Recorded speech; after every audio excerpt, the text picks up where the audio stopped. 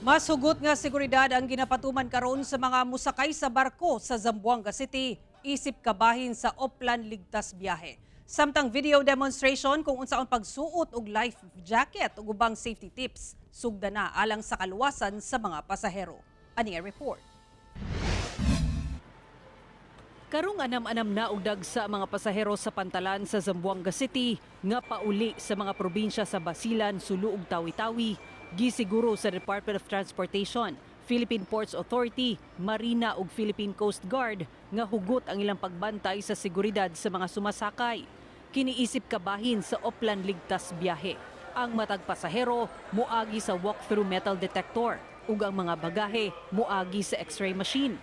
Sa main entrance, ipakita ang ticket ug ID sa pasahero una musulat sa ilang ngalan sa manifesto. They should have a valid ticket.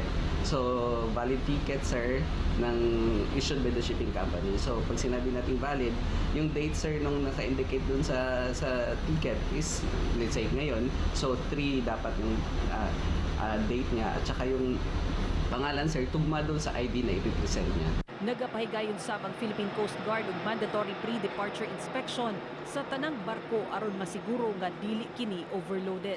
Kailangan po nasa capacity po talaga yung passenger lang po. Titingnan po rin yan ng ating boarding team na kailangan ma-identify nila kung overloading na yung over sa capacity na ng barko yung pasahero. Makikita naman po natin na kung mayroong mga nakatayo o nagkukumpulan ng mga nakapuo na sa mga sahig. Kampante sab kuno ang mga pasahero sa gipatumang hugot nga seguridad. Ilabi pa ang pagpalabas og video demonstration kung unsaon pagsuot og life jacket. Thankful din kami na meron ng ganun. At least kasi kami sir, kahit frequent kami nagta-travel, hindi kasi namin alam na saan siya kukunin, yung life jacket. Basta alam namin life jacket yon for safety purpose. Doon na say uban nga alerto na kuno human ang pagkasunog sa usa ka barko sa Basilan.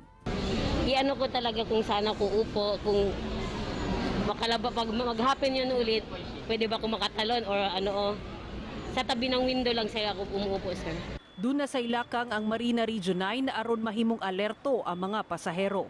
Pinag-usapan namin sa Marina dahil sa pangyayari ay sabi namin magpalabas sila ng 10-minute film pero bago ito ay maaari through the PA system ay gawin nila ito para ma-alerto naman yung mga tao.